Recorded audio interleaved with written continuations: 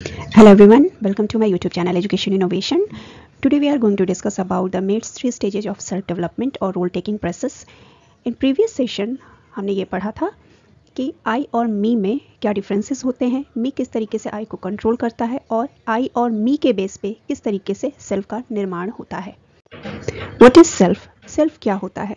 It is how we perceive our behaviors, abilities and unique characteristic. हर बच्चा unique होता है, हर बच्चे में कुछ क्वालिटीज़ होती है, हर इंसान में कुछ खासियत होती है. So it is believe such as I am a good friend और I am a kind person और might be you are very honest और हार्ड वर्किंग. सो ये आपके ओवरऑल पर्सनालिटी को डिफाइन करता है, ये आपकी पर्सनालिटी में रिफ्लेक्ट होता है. एज फॉर एग्जाम्पल अगर मैं बात करूँ पीटी उषा, जिन्होंने अपने क्षेत्र में काफ़ी नाम कमाया, पहली महिला आईपीएस ऑफिसर किरण बेदी. ये ज़रूरी नहीं है कि आपका बहुत बड़ा नेम फेम हो, आप एक जनरल पर्सन भी हैं तो भी आप में ये चीज़ें, ये खासियत, ये यूनिक क्वालिटीज़ होती है जो आपकी पर्सनालिटी में रिफ्लेक्ट होती है, ये आपके सेल्फ को डिफाइन करता है.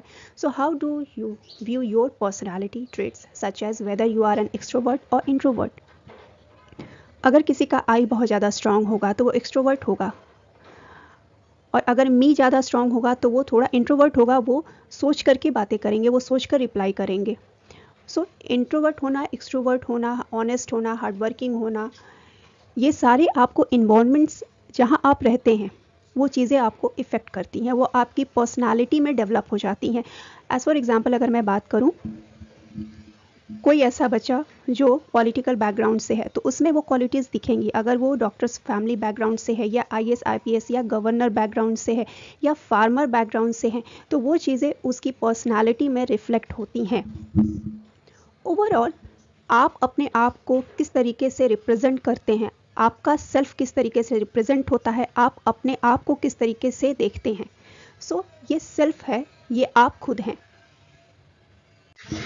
Three stages of self development की बात करते हैं. जॉर्ज हर्बर्ट मीड ने एक नवजात शिशु के जन्म के बाद जिस प्रोसेस से वो गुजरता है और उस प्रोसेस के थ्रू उस बच्चे का जो सेल्फ डेवलप होता है उसके बारे में बात की है, जिसको उन्होंने थ्री स्टेजेस में डिफाइन किया है. George Herbert Mead suggested that the self develops through a three stage role taking process. This stages include the preparatory stage, play stage and game stage. So it is useful model of the process by which the self emerges.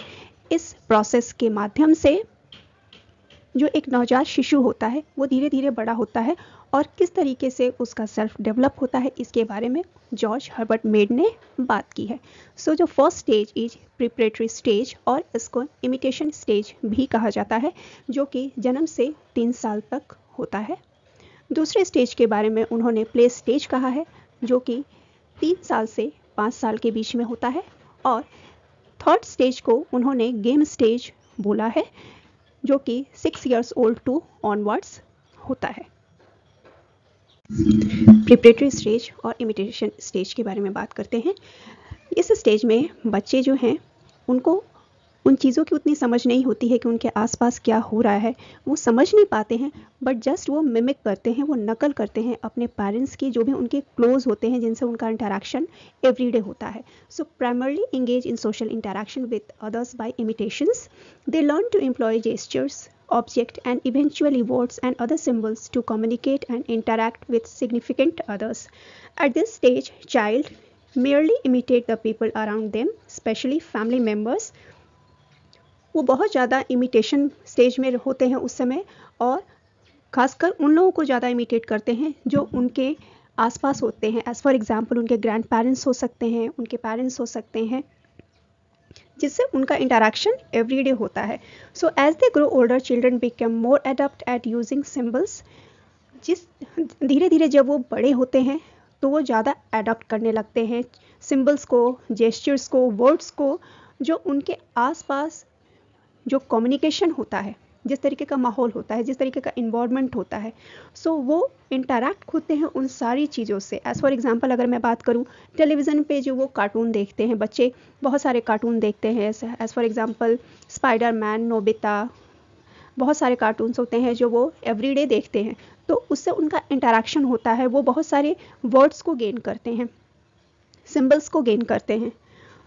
अपने friends से मिलते हैं, या drawing book है, pictures book हैं, या उनकी father या ग्रैंड माँ या मदर, माँ जब उनको स्टोरी सुनाती है, उससे भी वो बहुत सारी चीज़ें वो गेन करते हैं और सीखते हैं. सो ये बहुत बड़ा एक कारण है कि this is why parents of young children typically do not use fall language around them. हमेशा ये कहा जाता है कि बच्चों के सामने ऐसी हरकतें ना करें या ऐसी बातें ना करें आप, नहीं तो वो सीख जाएगा. ये जनरल सोच है और ये सही भी है. बच्चे इमिटेट करते हैं अपने घर के माहौल से, अपने आसपास के माहौल से वो सीखते हैं. सो ये जन्म से लेकर के 3 साल तक की जो उम्र है, इसको जॉर्ज हर्बर्ट मेड ने इमिटेशन स्टेज कहा है. मीन्स इस स्टेज में बच्चे इमिटेट करते हैं, वो नकल करते हैं. Do it. What like you, Pa? Do it. There you go. What like you? Do it, girl. Do it.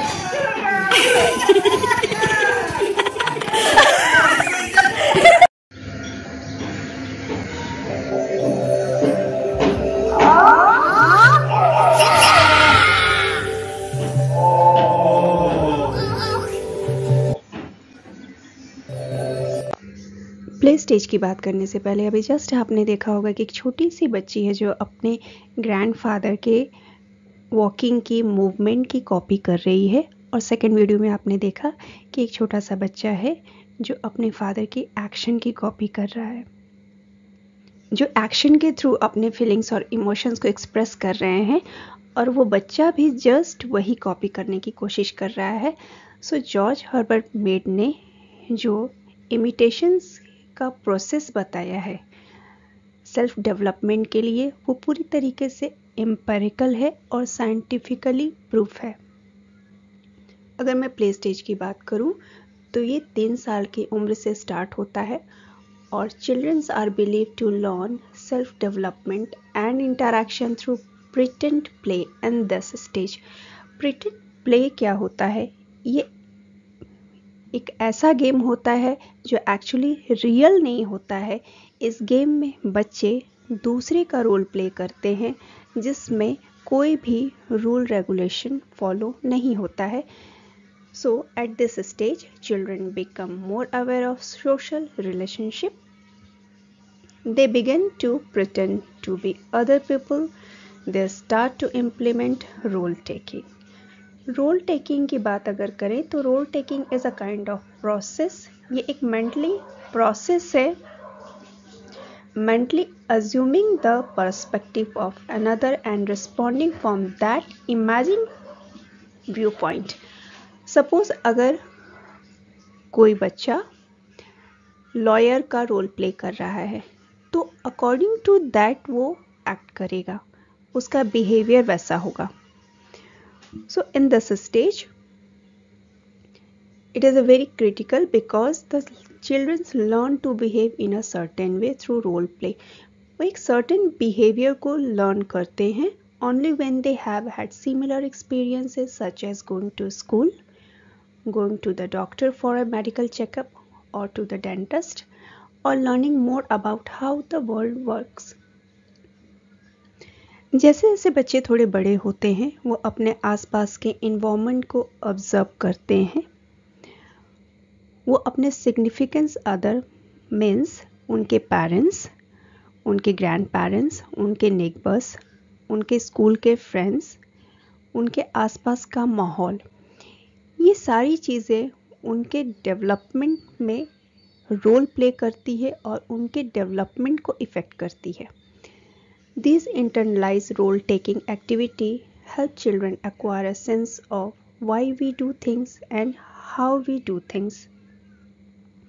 कभी अगर आपने इस स्टेज के बच्चों के साथ खेला होगा तो आपने ये रियलाइज़ किया होगा कि वो नेवर एंडिंग गेम होता है और उनका कोई भी रूल रेगुलेशंस नहीं होता है और वो मॉडिफाइड करते हैं. जो भी रूल्स होते हैं उसका मॉडिफिकेशन वो कर देते हैं. So during this stage children play pretend as the significant other.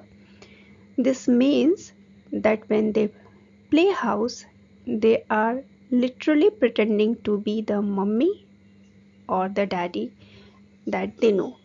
अगर वो हाउस प्ले खेल रहे हैं तो वो लिटरली अपनी मम्मी के जैसा बिहेव करेंगे या पापा के जैसा करेंगे, उनकी कॉपी करने की वो कोशिश करेंगे। सो सेकेंड स्टेज में जो बच्चे हैं वो रोल प्ले के थ्रू उनका सेल्फ डेवलपमेंट होता है। थर्ड स्टेज की बात करते हैं जो कि गेम स्टेज है और ये 5 साल की उम्र से शुरू होता है। So the third stage is the game stage which is from about age 5 onwards. In this stage, children can begin to understand and adhere to the rules of game. इस स्टेज में बच्चा रूल्स को समझने लगता है, कोई भी game हो उसके रूल्स को फॉलो करता है, जबकि प्ले स्टेज में कोई भी रूल्स रेगुलेशंस को बच्चे फॉलो नहीं करते थे और ना ही उसको समझने के लिए वो उतना मैच्योर होते थे। जबकि गेम स्टेज में बच्चे रूल्स को समझते भी हैं और उसको फॉलो भी करते हैं। So they can begin to play more formalized game because they begin to understand other people perspectives और the perspective of the generalised other. इस स्टेज में बच्चे ये समझने लगते हैं कि जो बाकी लोग हैं जो उसके डायरेक्ट कांटेक्ट में नहीं हैं, उनका क्या सोचना है, वो क्या सोचते हैं या वो क्या सोचेंगे, इन सारी चीज़ों को बच्चा इस स्टेज में समझने लगता है। The generalised other refers to the viewpoint of the social group at large. इस स्टेज में बच्चा जो है ये सोचने लगता है कि अगर मैंने अपने बिहेवियर को अच्छे से नहीं रखा, अपने सेल्फ को अच्छे से नहीं रखा, तो जो जनरलाइज अदर हैं उनका जो व्यू पॉइंट है मेरे लिए वो अच्छा नहीं होगा। जनरलाइज्ड अदर इस स्टेज में Mead use the term generalize other in the stage which means the attitude, view point and expectations of society as a whole that a child take into account in his or her behaviour. इस stage में जो बच्चे का attitude है, उसका जो point of view है और जो सोसाइटी का जो एक्सपेक्टेशंस है, वो सारा बच्चा जो है ऑब्जर्व करता है और वो उसके बिहेवियर में रिफ्लेक्ट करता है। एज फॉर एग्जांपल अगर मैं बोलूँ कि किसी अगर स्कूल में बच्चे को एक प्रोजेक्ट दिया गया है और उसमें एक बच्चे को लीडर बनाया गया है, तो एज अ लीडर उसको ये रिस्पॉन्सिबिलिटी पता होगी कि मुझे सारे ग्रुप मेंबर्स से कांटेक्ट करना है, उनको इक्वल वर्क डिवाइड उनको देना है और जो भी रिपोर्ट है वो मैं रिपोर्ट ऑन टाइम टीचर को सबमिट करूँगा। तो ये सारी चीज़ें उसके बिहेवियर में रिफ्लेक्ट होती हैं। अगर जनरलाइज्ड अदर्स की बात करें तो जनरलाइज्ड अदर वो पीपल होते हैं जो आपके डायरेक्ट कांटेक्ट में नहीं होते हैं या आप उनको नहीं जानते हैं, आपका उनसे डायरेक्ट कन्वर्सेशन नहीं होता है।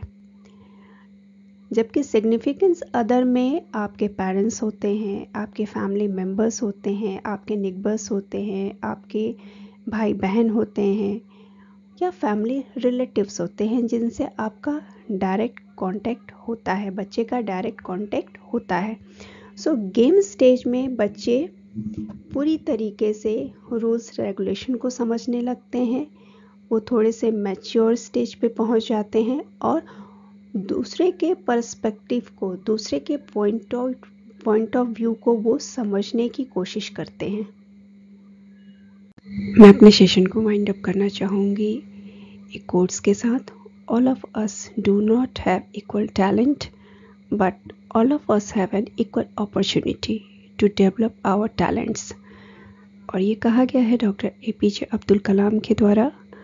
अगर आपको मेरा सेशन इन्फॉर्मेटिव लगा होगा तो please like, share and subscribe.